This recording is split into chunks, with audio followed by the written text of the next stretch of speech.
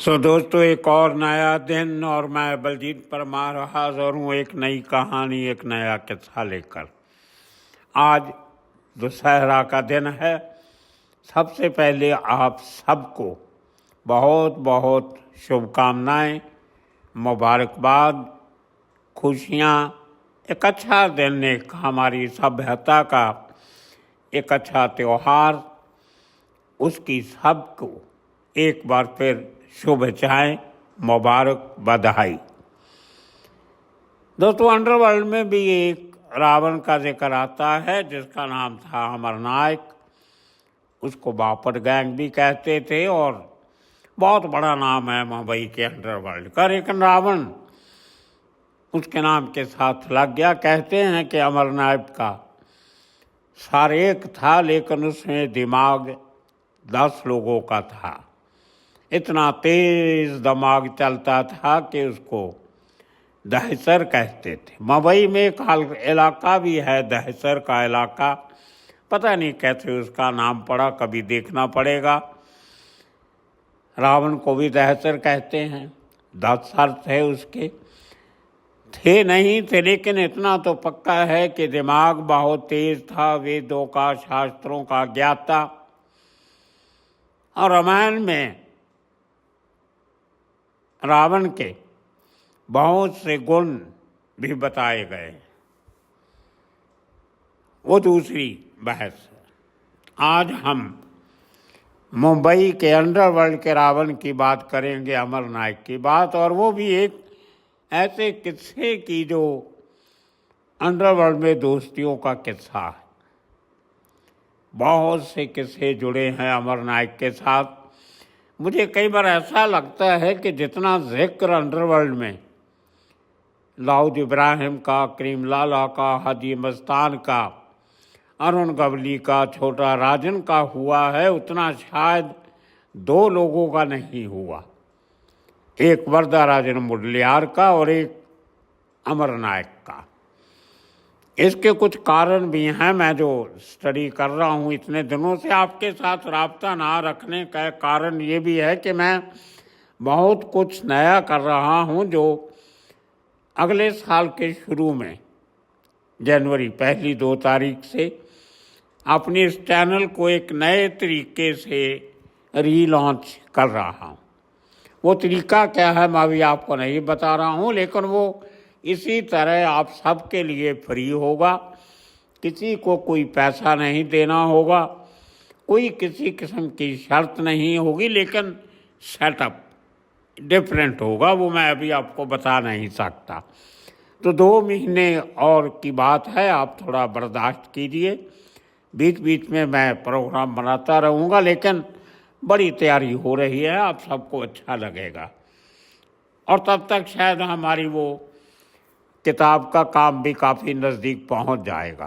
खैर, रावण उर्फ अमरनायक, एक किस्सा हमारे महाराष्ट्र के बहुत सीनियर पत्रकार हैं, मेरी उम्र के ही है, भाऊ तोरसेकर। उनके एक पुराने एपिसोड की मुझे किसी ने याद दिलवाई जो मैंने आज सुना। बहुत साल पहले जब अमरनायक बच्चा था, बच्चा मीन क्राइम की दुनिया में बच्चा था, क्राइम शुरू हो चुका था, मारा मारी, छोटे मोटे केस, हफ्ता लेना, चाकू छुरा चलाना, धमकियां देना, इस किस्म के काम पुलिस की नज़रों में आ गए थे। लेकिन उसके साथ जो साए की तरह एक आदमी रहता था, उसका नाम था रमेश भोगले, रमिया भोगले।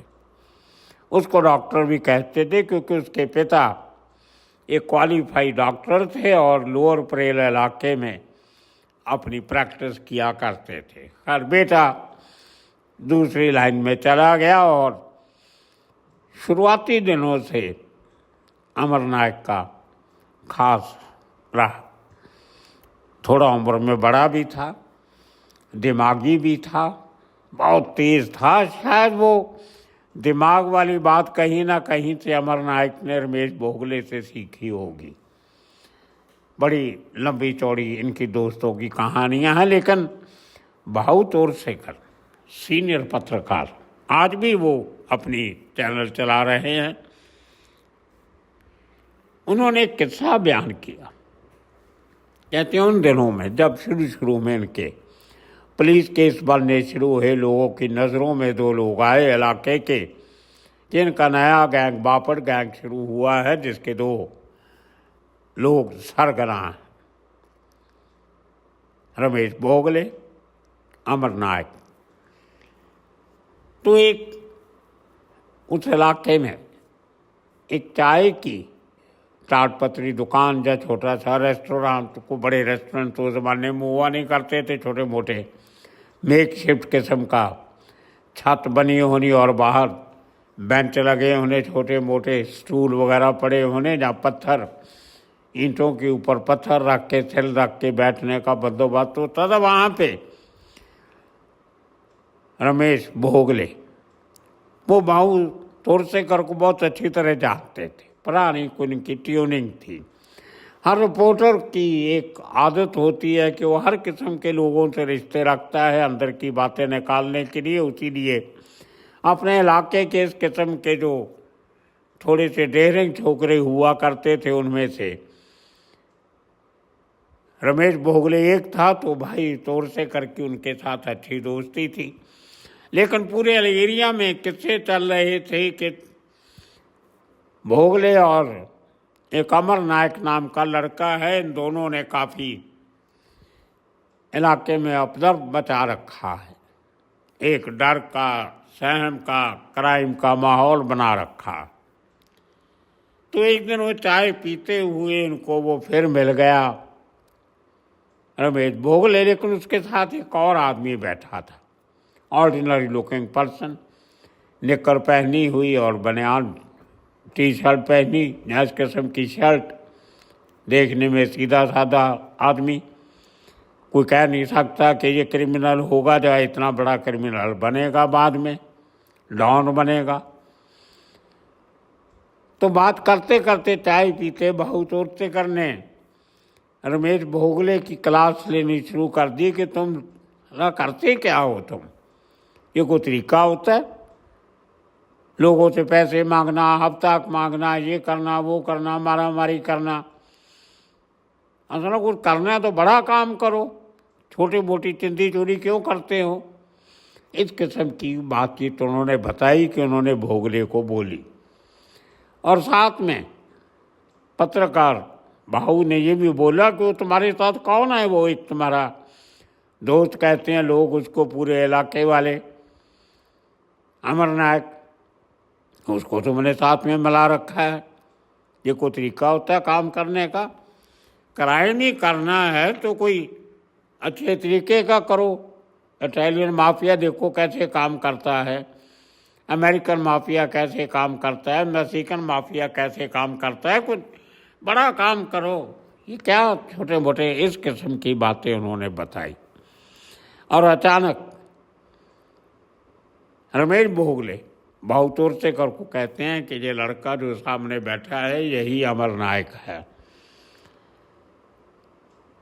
सो दोस्तों, ये किस्सा हमारे जैसे दूसरे सीनियर पत्रकार ने अपने एक एपिसोड में बताया। यहाँ से उन लोगों की, दोनों की दोस्ती का एक वृत्तांत मिलता है, एक कंटेक्स्ट मिलता है कि अपनी क्राइम के सफ़र के शुरुआत में इन दोनों की कैसी दोस्ती थी। और शायद मैं ये किस्सा आपको इसलिए सुना रहा हूँ कि शायद वो भाऊ तोरसेकर की उस छोटी सी जो एक स्पीच उन्होंने एक क्राइम रिपोर्टर होने के नाते इनको दी थी, जो छोटा सा भाषण दिया था, वो कहीं ना कहीं इस अमर नायक के दिमाग में बैठ गई। इसीलिए उसको रावण कहते थे।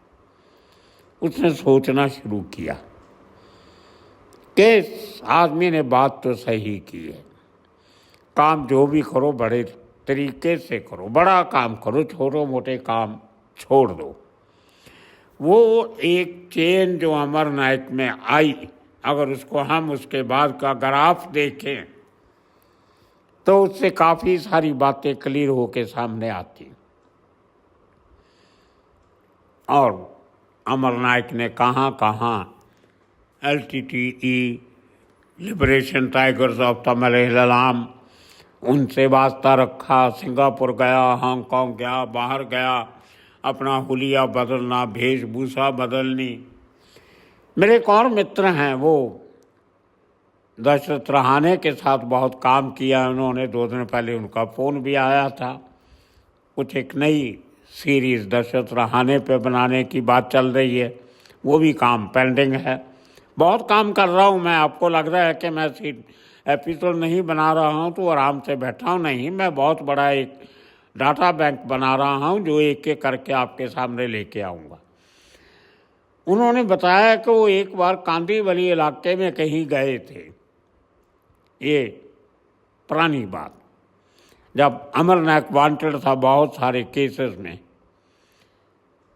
पुलिस ढूंढ रही है, क्राइम ब्रांच ढूंढ रही है। तो ये हमारे मित्र का कहना है कि वो कांदीवली इलाका बॉम्बे का है, कहीं किसी को मिलने गए तो अचानक उनको आवाज़ आती है, हे भाव काय करते हो तुम इकड़े। अब मैंने देखा तो एक ऑटो रिक्शा से आवाज़ आ रही है। उन्होंने कहा, जब ऑटो रिक्शा में बैठे आदमी को देखा तो वो और कोई नहीं, अमर नायक था। वो ऑटो रिक्शा के ड्राइवर की यूनिफॉर्म में बैच लगा के सीधा साधा आदमी बन के रिक्शा में बैठा है, चला नहीं रहा था।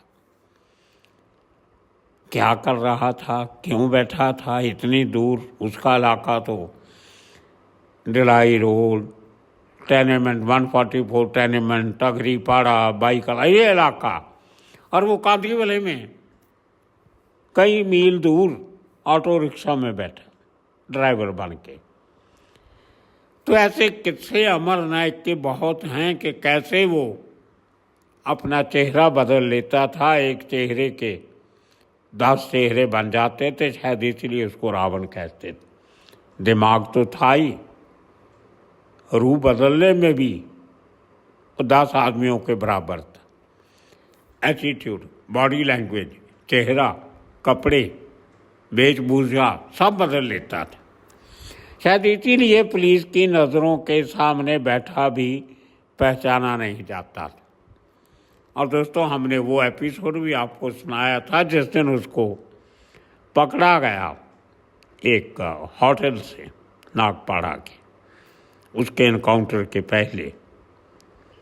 वहाँ भी जो इन्फॉर्मेशन थी वो दूसरे आदमी की, पुलिस वाले आते हैं, दूसरे आदमी को पकड़ते हैं, उसको साथ में ले जाते हैं, लेकिन किसी ने अमर नायक को पहचाना नहीं। इस तरीके से वो आदमी अपना चेहरा, अपना हुलिया, अपना मैनरिज्म बदल लेता था कि क्राइम ब्रांच के लोगों को भी पता नहीं चला कि ये आदमी जो हमारे शिकार के पास बैठा है वो अमर नायक है।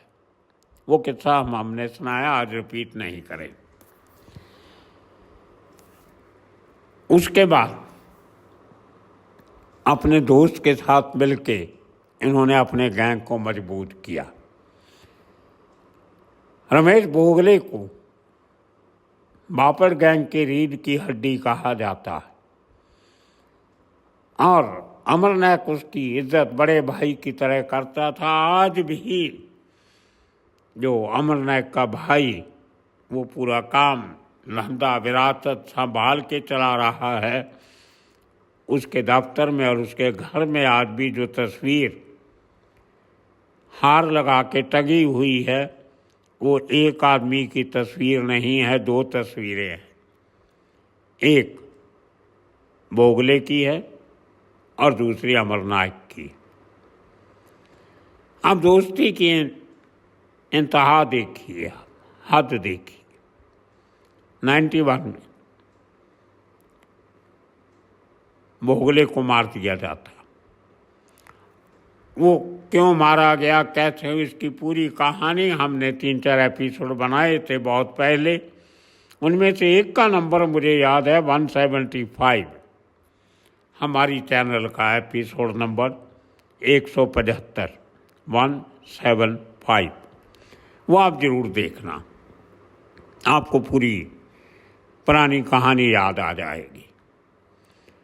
91 में अमर नायक आर्थर रोड जेल में बंद था किसी केस के सिलसिले में, और तभी 144 टेनेमेंट में दाऊद गैंग के लोग शरद शेट्टी के कहने पे दुश्मनी शरद शेट्टी की चल रही थी अमर नायक के गैंग के साथ, बापड़ गैंग के साथ, रावण गैंग के साथ। निशाना बनाया गया भोगले को, डॉक्टर को, क्योंकि वो शरद शेट्टी को मारने की प्लानिंग कर रहा था। डी नगर पे, डी कंपनी पे हमलों की प्लानिंग कर रहा था। वो पुराना हमारा एपिसोड देखोगे आप 175, तो आपको पूरी कहानी समझ में आ जाएगी। खैर, उसकी मौत हो जाती। सुनील सावंत सौतिया और ये पूरी टीम डी गैंग की 144 टेनेमेंट में घुस के रमेश भोगले का कत्ल कर देते। और जैसे ये खबर जेल में बैठे अमर नायक को मिलती है तो वो अदालत में एक अर्जी देता। अब दोस्ती की बात आपको बता रहे हैं, रावण की दोस्ती, कि कल मेरे दोस्त का आखिरी सफ़र निकलने वाला है जो मेरी जेल के सामने से निकलेगा। मैं उसको एक अंतिम श्रद्धांजलि देनी चाहता हूँ। अदालत से दरख्वास्त लगाई कि मुझे जेल से बाहर आके उसकी बॉडी पे एक फूल पुष्पमाला रखने की परमिशन दी जाए, जो अदालत ने दे दी। देखिए कितनी बड़ी बात। अरविंद नामदार जॉइंट सीपी क्राइम थे, और परमवीर सिंह 1988 बैच के IPS ऑफिसर, वो DCP क्राइम लगे थे थोड़े दिन पहले ही। उनको बंदोबस्त पे लगाया गया कि इतने बड़े शख्स का कत्ल हुआ है, को गड़बड़ नहीं होनी चाहिए, बहुत बड़ा पुलिस का बंदोबस्त। और जैसे ही 144 टेनेमेंट से उसकी लाश एक ट्रक में रख के, बहुत सजाया गया था ट्रक को, ले जा रहे थे तो 100 गज की दूरी पे आर्थर रोड जेल आती है, प्रिजन आती है, जहाँ एक ज़माने में संजय दत्त की ट्रायल भी चली थी। तो वहाँ पे उसको रोका जाता है क्योंकि कोर्ट का ऑर्डर था कि अमर नायक अपने दोस्त को पुष्पमाला पेश करेगा। जेल का दरवाज़ा खुलता है, अमर नायक जेल के अधिकारियों के साथ और बाहर खड़ी पुलिस सिक्योरिटी के साथ गेट के पास आता है और अपने साथी की बॉडी जो ट्रक में रखी होती है उसको फूल माला पेश करता है, भेंट करता। और पहली बार लोगों ने कुछ हल्के से आंखों में तैरते हुए आंसू देखे जो बाहर नहीं निकले।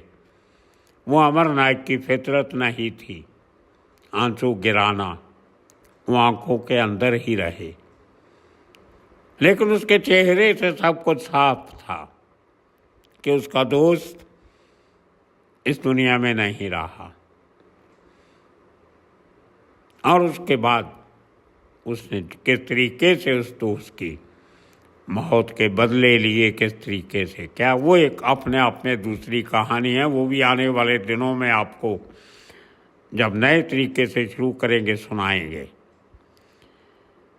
तो दोस्तों 144 टेनेमेंट जो बापड़ कंपनी का, अमर नायक कंपनी का हेडक्वार्टर हुआ करता था, वहाँ पे नवरात्रि का पर्व बहुत धूमधाम से मनाया जाता था, जैसे आज आखिरी नवरात्रि थी। और आज भी वहाँ पे वो फंक्शन धूमधाम से मनाया जाता।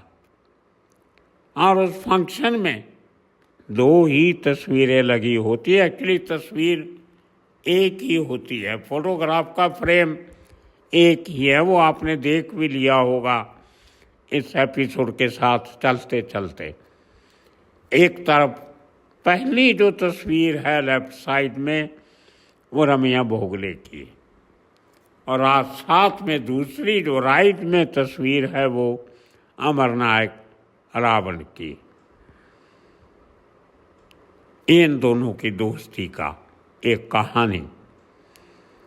और आज कल जब नवरात्रि के खत्म होने के एक दिन पहले, दशहरा के एक दिन पहले, अमरनायक का छोटा भाई अश्वन नायक, जो आजकल अपने भाई की विरासत संभाल के बैठा,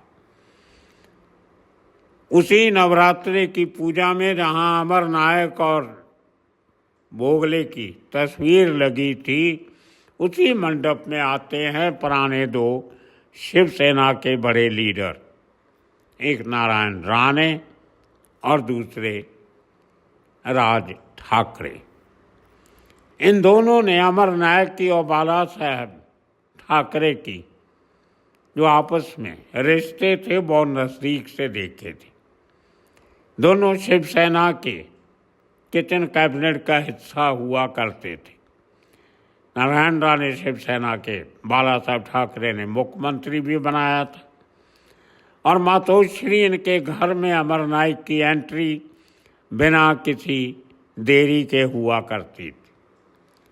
उसको रोका नहीं जाता था, एस्कॉर्ट किया जाता था सीधा बाला साहब के पास। इसको कहते हैं रावण के रिश्ते। बाला साहब भी उसको बच्चों की तरह समझते थे, और तभी राज ठाकरे भी शिवसेना में थे और नारायण राणे भी शिवसेना में था। आज के दिन राज ठाकरे ने अपनी पार्टी बना ली और नारायण राणे बीजेपी में चला गया। लेकिन कल उसी पंडाल में जहां अमरनायक और भोगले नवरात्रि पूजा किया करते थे, उसी पंडाल में ये दोनों लीडर पहुंचे। वो तस्वीरें भी आपने देख ली होगी जो साथ साथ में चल रही थी। सो दोस्तों, आज रावण का पुतला जलाया गया। एक त्यौहार का खात्मा होता है, अगले साल फिर त्यौहार आएगा, फिर एक रावण जलेगा, फिर इसी किस्म से ये दौर चलता रहता है। लेकिन अंडरवर्ल्ड के रावण की दोस्ती के किस्से ये हमेशा लोगों को याद रहेंगे। इस तरह के किस्से हर डॉन के रहे। दाऊद की दोस्तियाँ, अरुण गवली की दोस्तियाँ, वरदा राजन की दोस्तियाँ, हाजी मस्तान की दोस्ती, करीम लाला की दोस्ती, लेकिन वो एक डिफरेंट स्पेक्ट्रम के नीचे चलती थी। लेकिन ये दोस्ती जो अमरनायक की और रमेश भोगले की थी, ये बचपन की दोस्ती थी और अंत तक चली। बहुत से किस्से हैं उसके। एक जो हमारे मित्र जो अमरनाथ पर रिसर्च कर रहे हैं, उन्होंने बहुत काम किया है, वो भी एक एक करके आपके सामने लाएंगे। कल वो भी मिलने गए थे अश्वन नायक को। वहाँ पे हमारी चैनल का जिक्र भी हुआ, मेरा जिक्र भी हुआ, और अश्वन नायक ने कहा उनको कि बलजीत परमार साहब को मेरा नमस्कार कहना, हमारे सीनियर हैं, उनसे बात भी करेंगे, कभी आएंगे तो उनसे मुलाकात भी करेंगे। लेकिन ये दो बड़े लीडरों का अश्वन नायक को जाके मिलना क्या संदेश देता है। महाराष्ट्र में इलेक्शन आने वाली है एमएलए की, असेंबली की। अश्वन नायक का बहुत बड़ा होल्ड है नासिक ज़िले में और मुंबई के कुछ एरियाज में, और मुंबई के बाहर 7 लगते एरियाज।